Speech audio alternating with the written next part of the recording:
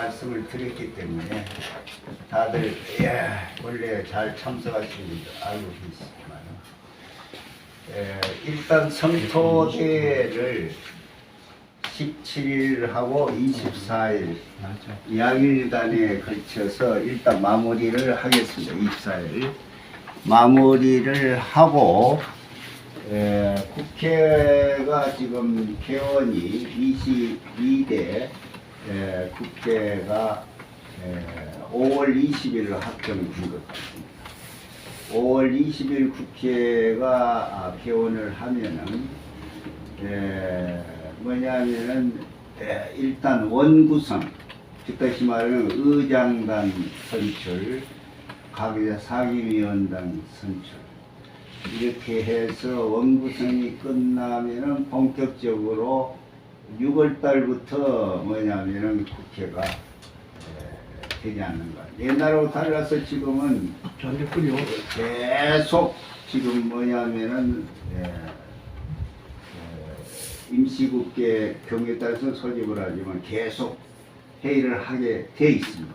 상임위 때문에 한 2개월 걸린다고 보시면 될 거예요? 아니 근데 그게 뭐냐면 이번에 180석 이상 됐기 때문에 국회법에 의해서 민주당 주도로 그러니까 국민의당이 뻗칠 수가 없어요. 왜냐하면 하나도 안 줘도 되는데 편의상 뭐냐면 대우를 야당 대우를 한다는 측면에서 이제 분배를 하는 차원이기 때문에 전혀 다르죠.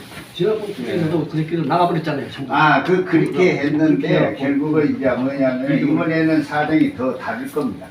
그렇기 때문에 아마 6월 달부터 이제 시작이 되면은 법사위도 가져야 돼요. 그 전에 지금 저 생각은 개정법안을 먼저 여수 순천도 전부 지금 의원이 다 바꿔졌고 순천은 완전 두 사람이 바꿔졌고 갑과 을구 그 다음에 여수는 갑구에 추천한 의원만 재선을 하고 을구는 조기현 의원 초선으로서 4사람 그 다음에 이제 고흥, 보성, 장흥, 강진 이렇게 해서 4구역이 한 구역인데 거기는 이제 문금주라는 이제 신인 의원이 당선을 했습니다. 김승란 의원 재선이었는데 경선에서 졌기 때문에 이제 이렇게 돼 있기 때문에 초선 의원이 많고 과거에 특별법 제정할 때 초선 의원들 한테 뭐냐면은 맡겨가지고 여러 가지 문제가 많이 있었기 때문에 이번에는 개정법안을 일단 비상대책위원회가 3월 26일 날 결성된 후에 당시 각 당의 후보자들 다 모아가지고 서약을 받았어요. 무조건 당선을 하게 되면 22대 국회에서 뭐냐면 연순사건 특별법 개정법안을 우선적으로 제1순위로 하겠다 하는 그 서약서를 다 받았습니다. 근데 문제는 이제 그 법안 내용과 발의위원입니다. 진짜 누가 발의를 하느냐 하는 게 문제가 되고요. 지금 상황으로 봐서는 여수의 주철원 의원이 재선 의원이고 과거부터 경험이 있기 때문에 유일하게 지금 뭐냐면 주철원 의원을 중심으로 아마 비대위에서 구상을 하고 있는 것 같아요. 그래서 뭐냐면 주철원 의원은 문제가 많아요. 왜냐하면은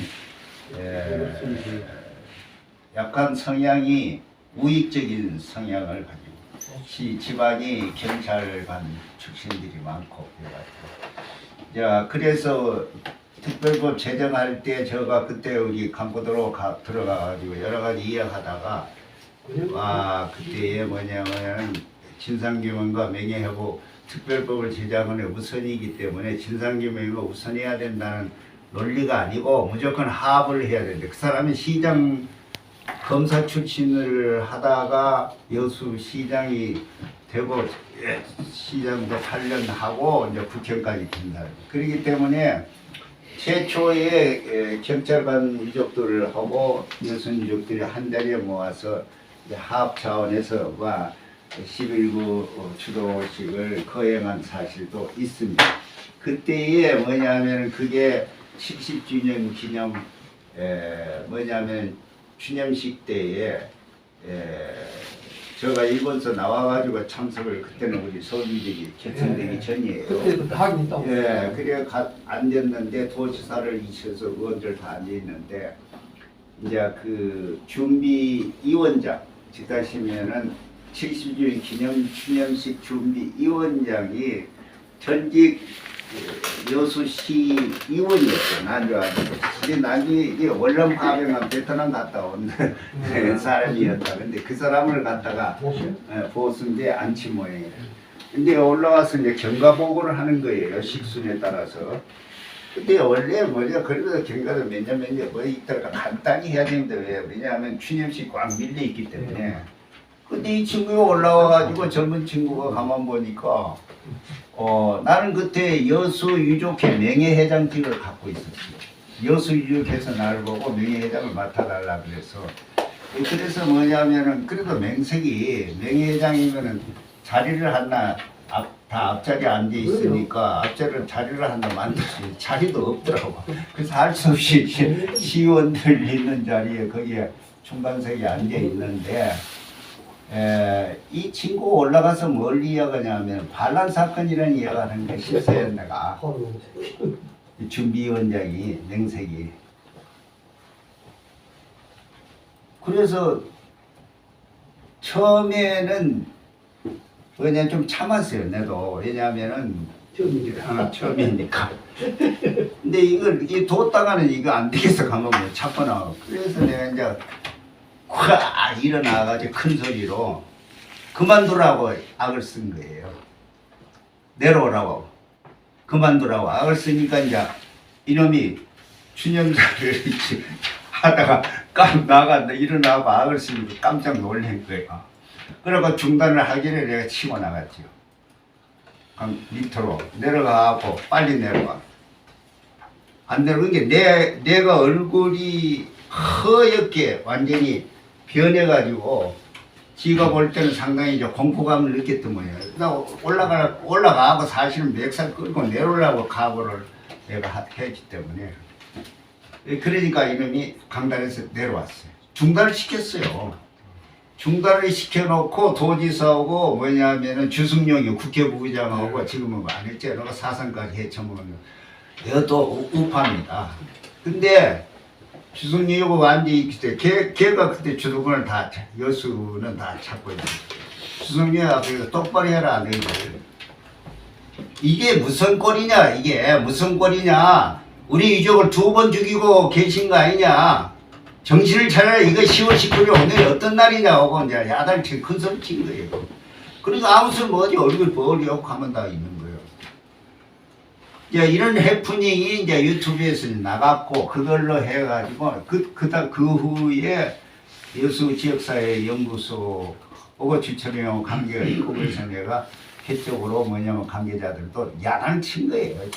이런 식으로 해서 합의라는 것이 진상규명과 명예허물이 다 끝나고 완전 묘이고 공원이 다 조성돼 가지고 피해자의 유족들이 납득을 해서 그래도 이제 손을 잡을 정도 되면은 할애를 하는 것이지 완전히 사건도 해결되지 않는 상태에서 합의라는 게 나와버리면 엉망진창인데 그게 일이 없는 것이다. 물이 거꾸로 흐르는 거하고 같은 논리니까 하지 말라고 해도 그걸 말을 듣지를 않는 거예요. 이 사람들이. 이게 지금 우리나라의 실정이에요. 그래서 이제 예를 들어서 그런 친구들이 없기 때문에 주철현 의원실에 가가지고 특별법 제정할 때 우리 유족들을 하고 못해 사무장도 있었지만 부회장이고 다 있는 자리에서 이야기를 할 때에 이제 주철이도 그 합의 이야기를 또 끄집어내요. 그래서 그거는 아주 빠르다. 이야기를 하지 마라 내가 그랬거든요. 그건 빠릅니다. 진상규명과 특별법이 통과도 안 됐는데 벌써 합의를 여수에서 했다고 그래가지고 그거 되면은 웃음거리가 되니까 못하게 했는데 고집을 시니까 내가 언성을 높여고 이야기를 했어요. 그러니까 이제 보좌관들이 함경찬이를 이시해서 여수 지역사회 연구소에 그 연구위원 간부들이 와갖고 막 나를 눈을 깜빡거리면서 참아달라고 하는 거야. 예, 그래서 걔들이 얼굴도 있고, 예, 그래서 이제 뭐냐면 그 후로 내가 주철 의원실에 가지를 않았어요. 아, 이 친구를 상대를 해서는 안 되겠다. 근데 전부 알다시피 여수 울구도 김혜재도 검사장 강주 고검 출신이잖아요.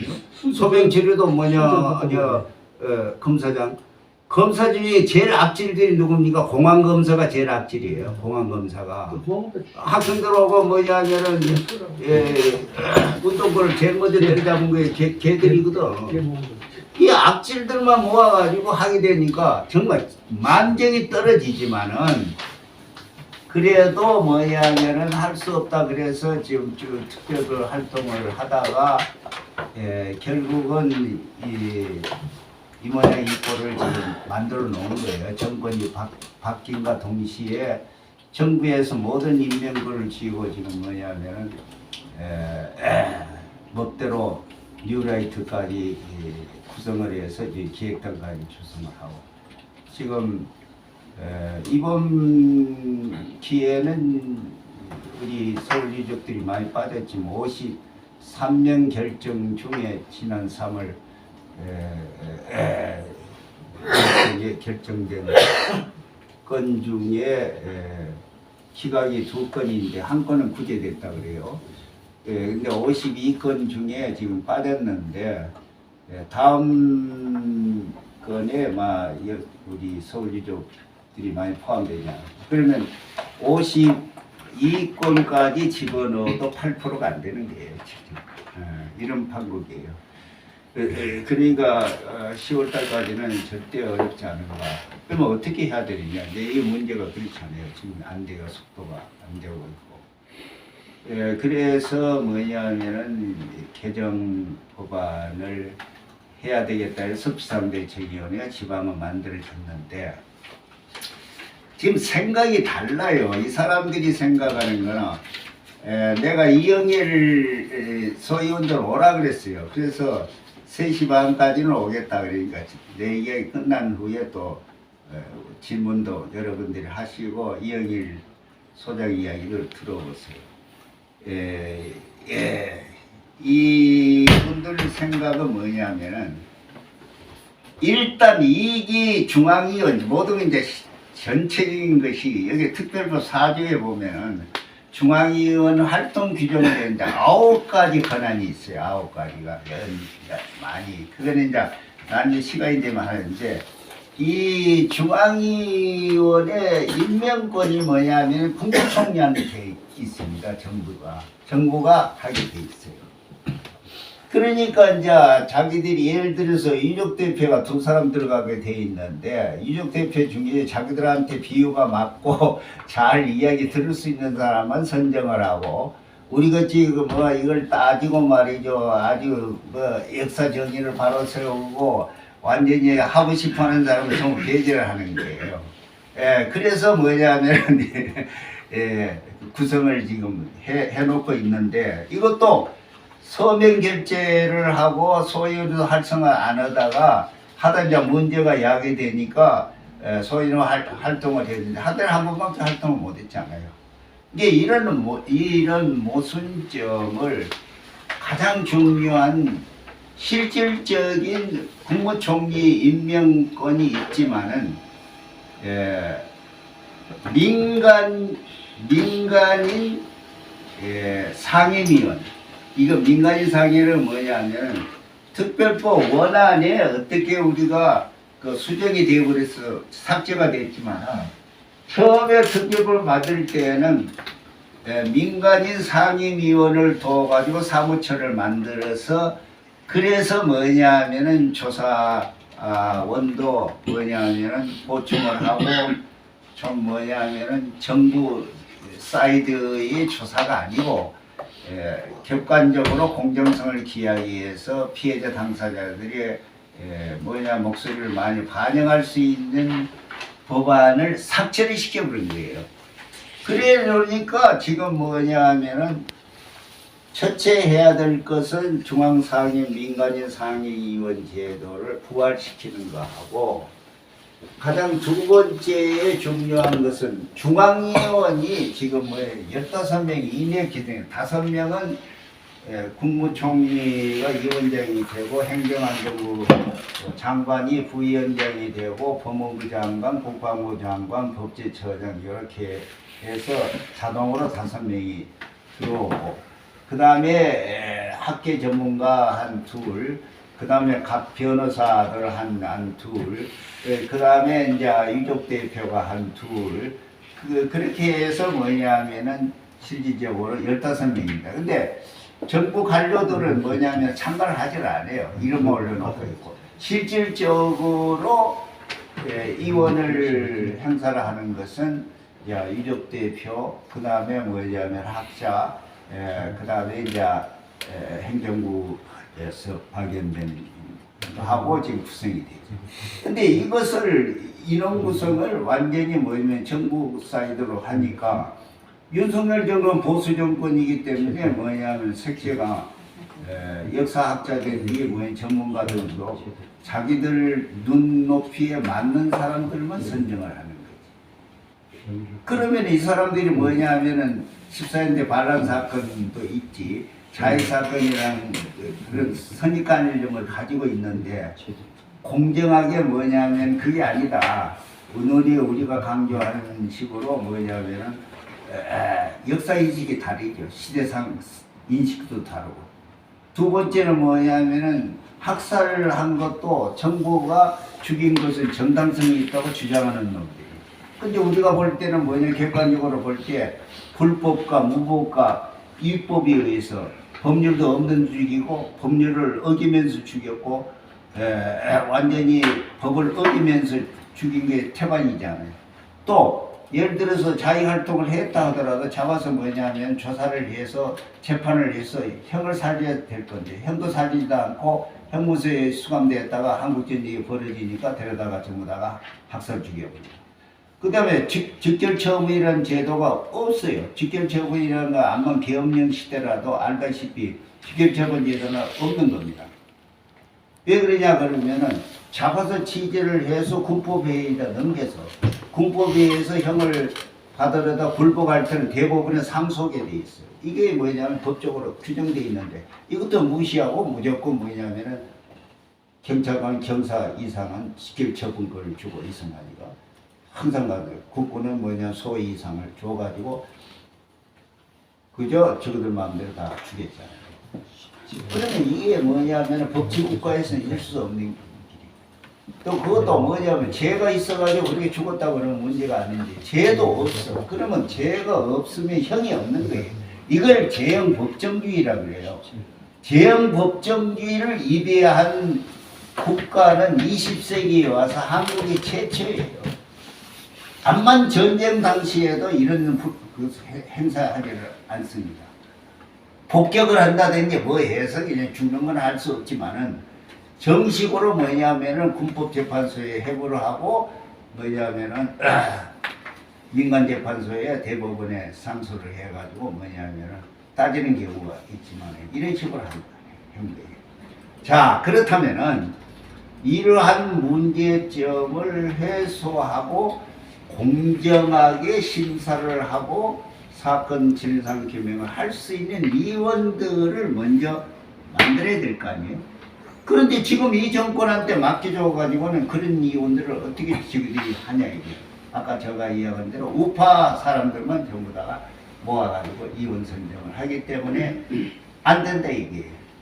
그래서 뭐냐면 가장 중요한 위원 선정을 법률적으로는 국무총리가 위원장이니까 임명권을 가지고 있지만 선정위원회라든지 아니면은 위원회를 구성해서 유족 대표가 한 2명, 정부에서 한 2사람, 그 다음에 뭐 전문가 집단이 2사람, 한 6사람 전형위원회를 만들어서 거기서 아주 공정하고 공평하고 정의로운 사람으로서 진실을 규명할 수 있는 인사들을 구성한 것을 선정을 해가지고 10사람을 갖다가 선정을 하고 자동케이스를 놔두고 선정을 해서 국무총리한테 올리면은 국무총리는 자동적으로 임명을 해서 위원을 선정할 수 있는 법안을 만들어야 되지 않는가 이렇게 생각합니다. 이제 우리가 성토대를 갖다 8번째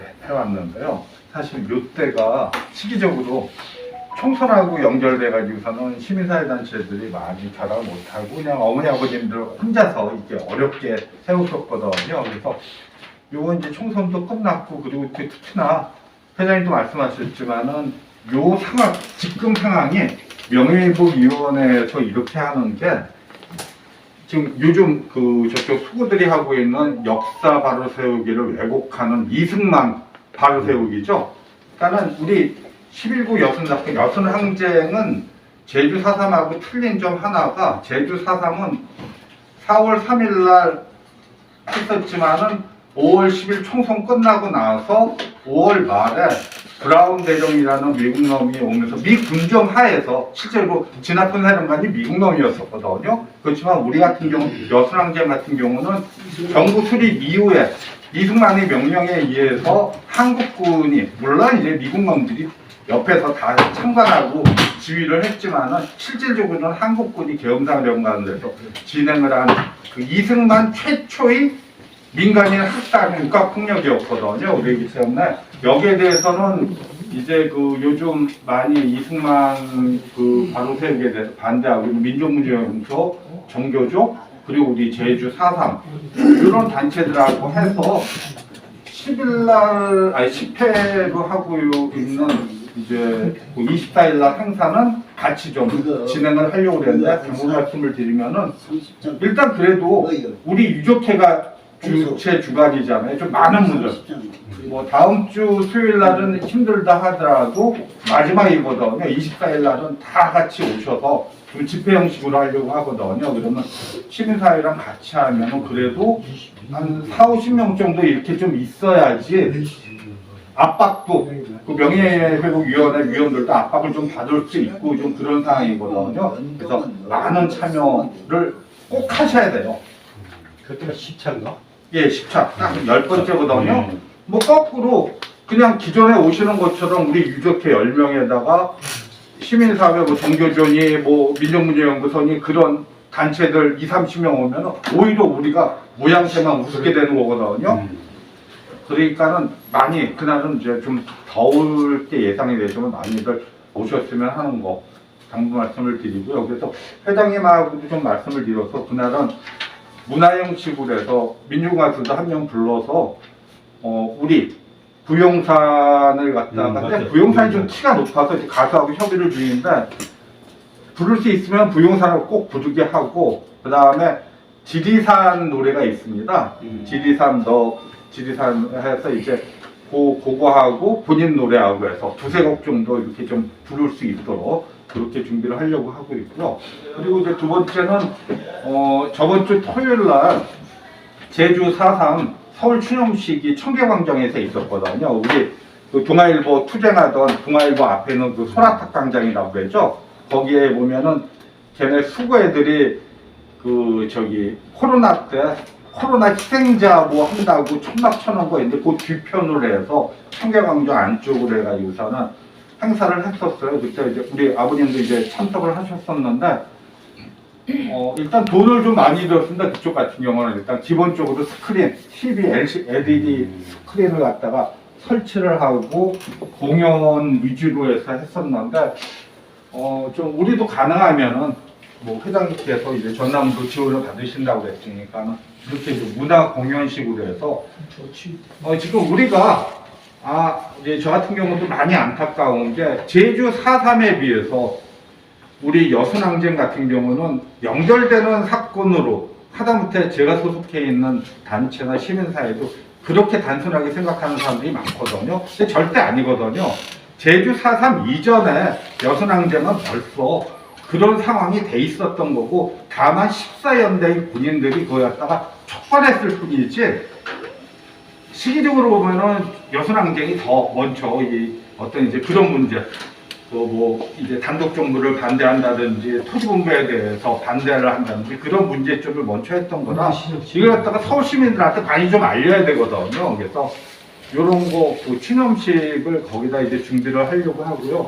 그러면은 10월 회장님 10월 19일에 지역에서 하게 되면 우리가 그 다음 주 토요일 날 해야 되겠죠? 아니 21일이라고 그러는. 예? 21일. 또 평일인데요? 평일이면은 그걸 이제 날짜를 맞춰서 해야지. 그래서 예, 토요일. 예, 토요일 날 해요. 그 다음 주 그러니까. 토요일. 19일이 토요일이니까는 그 다음 주 토요일 26일 날 토요일 날 그렇게 광장에서 할 수 근데 이 있도록. 날짜를 바꿔도 되는 거예요, 그거? 그거는 관계없어요. 예. 추모 행사. 예, 추념식은 예, 10월 달 중에 하면 되도록이면 많은 사람들이 올 수 있도록 그때 이제 좀 행사 준비를 하는데요. 일단 문제가 설화탄 광장은 이 오세훈이가 안 열어주거든요, 잘. 그런데 마침 제주 4.3이 행사가 잘 됐어요. 그래가지고서는 우리도 이제 같은 유력회라고 얘기해서 60일 전에 신청을 하는 건데 제가 좀 신청을 해보려고 하거든요. 그래서 되면은 거기서 우리 그 역사박물관에서 했던 것처럼 안 하고 거기서 좀 이렇게 하려고 되는데 아마도 예산 문제 때문에 그 정도는 못하지만은 최대한 예산을 절약하면서 좀 문화 공연 위주로 해서 뭐 풍물도 같이 부르고 뭐 가수들도 부르고 우리 이제 공연하시는 분들 있잖아요. 이렇게 공연 위주로 하면서 그 주변에 서울 사람들을 갖다 많이 보여야 노출을 시켜야 되거든요. 그거는 이제 예. 그거는 우리가 미리 그 각본을 짜야 될 거 아니에요, 거의. 예. 왜 그러냐 그러면 갑자기 한다 그러면 안 되는 것이고 몇 개월 전부터.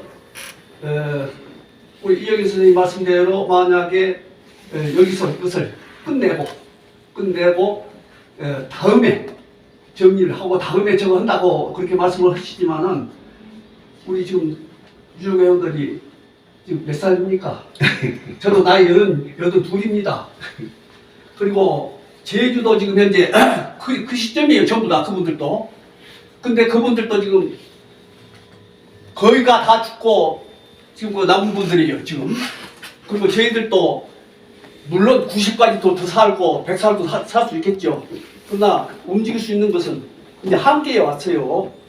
또 생각할 수 있는 것도 한계에 왔고, 그리고 아까 그 이제 보고서를 저거 안 했다 그러지만은 제 1일기 진화유예 때 우리 그래서 내가 그 이영일 선생을 그때부터서 제가 이제 그 많이 얼굴은 모르지만 알게 된 겁니다. 그리고 그 뒤에 이제 주철이 교수하고는 서울 올라와서 저걸 할 때 만나가지고 지금 이용선 의원 그 사무실에서 이제 많이 저걸 했습니다. 했는데 그때의 여수, 순천, 즉 일기 진상조사위원회에서 그때 재판으로 인해서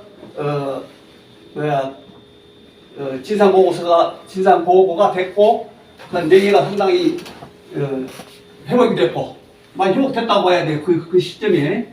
그리고 또 배상도 받았고 그때 이제 많이 일기 때 이 중앙위원회에서 계셨죠. 예. 그러면서 이 일을 처리하는데 여수가 한 100 몇 건, 그 다음에 순천이 200 몇 건 해갖고 그때 당시에 전체적으로 했을 때에서 상당히 많은 여기서 그 일을 끝내면서 그 진상조사 그 이제 보고서가 된지 어쩐지 모르지만 개인 끝까지 전부 다 그 사건에 대한 저것이 전부 기록이 돼 있어요. 그것을 제가 순천 것을 제가 2건으로 뽑아가지고 제가 이제 다 탐독을 했습니다. 그리고 여수 것을 제가 뽑아다가 이따 갖다 놨어요. 좀 읽어보십시오. 그리고 이제 예를 든다 그러면은 우리 여기 부회장 했던 김 아저씨 같은 분이 제일 먼저 올랐더라고 보니까 그 삼촌 그분이 그런 어떤 그 사연까지 또 전부 다 올라와 있어요. 그러니까 보고서를 보시면은 그게 바로 진상 보고서가 되는 거 아닙니까? 저는 그렇게 생각을 했어요. 상당히 많은 실질적인 내용이 전부 다 적혀져 있거든요. 말하자면 쌍함이 어디 누구, 여수에 가서 어디 누구는 어떻게 했다는 것이 전부 다 올라와 있잖아요. 그것을 지금도 인터넷에 들어가서 뽑으면 뽑힙니다. 이만큼 돼요. 제가 이거 하고 갖다 놨는데 여수 거. 뭐 하자고 그러면 아, 이제 있어. 있어요. 그 이거 보시면 다 이름까지 다 나와요. 그때 했던 것이. 그리고 예, 이번에 이제 저희들이 이 사람들은 말입니다. 지금 있는 특별법안을 위반을 했어요. 지금 위반을 하고 있는 거예요.